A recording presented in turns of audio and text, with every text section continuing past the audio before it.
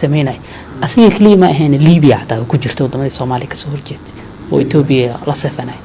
marka wadamo shuuciyad oo يعني wadamada Sofiyeedka taageeraya marka laakiin Yaman hadda saameyn weyn kuma lahan khilaafka Soomaaliya iyo gacanka waxa ka jira oo wadan asagii dhanba la go'doomiyo wado qiimo caalami ah ku socdeen laakiin ayaga Soomaaliya Itoobiya marka la yiraahdo waxay dooranayaan Itoobiya dooranayaan sadaniga arka ayaga dadkooda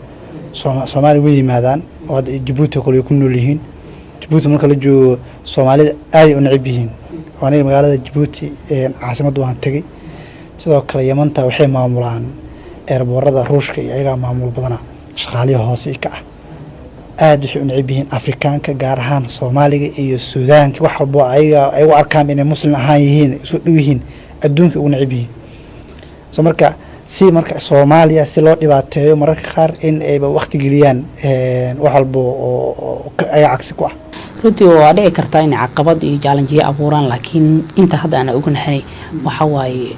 in Yaman aysan hadda dawlad tabar badanayno adduunkuna maqlaaya codsigeeda nuusan ahayn wax badan hadda aysan ka soo naasacadoonayn haday dadaal ku bixiso xataa in Itoobiya siido inkastoo dadka Yamaniyiinta lagu xanto asalkoodii inay xiriir la lahaayeen boqorada Balqiisana xiriir la lahayd dadkan waxay dhashaan la sheegaa inay ahaayeen dadkan maxaarada waa dad Itoobiyada kala ka soocan oo cadcad oo qurux badan oo sida Soomaalida camal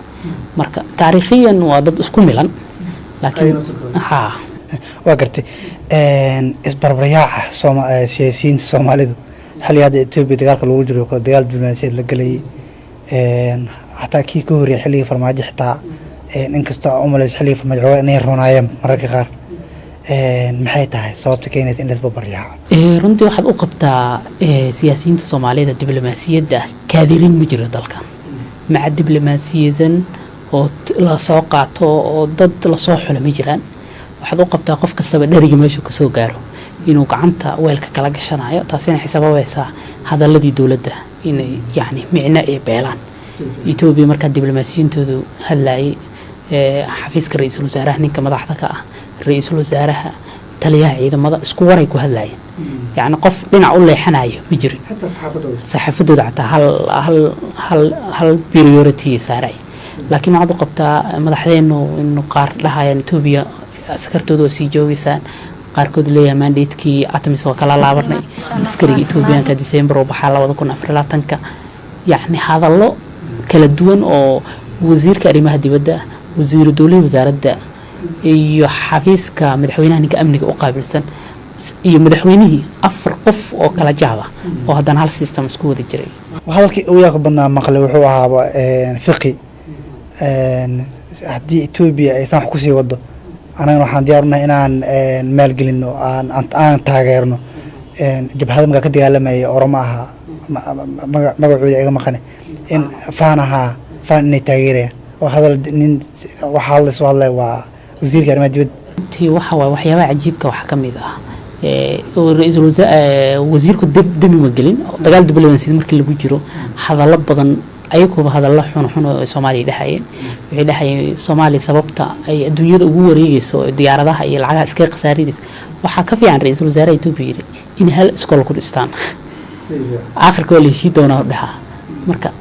وحأوفوا يعني يلي حدوا لماذا أو إنه ماذا أنا هيس كوكر يعني ما أنتظر أن أمريكا تجان أو فرنسيس تجان أو جرماني تجان أو العجز ديارات سلغور على هل سكولين كردستان مركا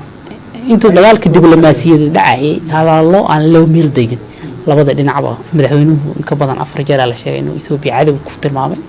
hadana shalay uu booqanay faahantay wadankii cadow uu ku tilmaamay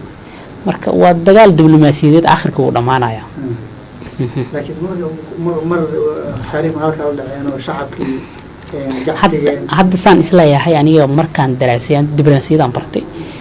qaabku madaxweynuhu uu hangalgareeyay waxa Itoobiya iyo Soomaaliya ka dhaxay waxay qaab aad u qurux badan inkastoo meelaha qaarkood sabiibaha ama yani uu dhiiqa lagu halgalay tusaale ahaan waxa kamid ah maalinta ardi sababa tagay oo shirkii midowga Afrika runtii aad dad siyaasiyiin badan ah dhahay madaxweynaha ka jooga aadin waa loo ogeeyay madaxweynuhu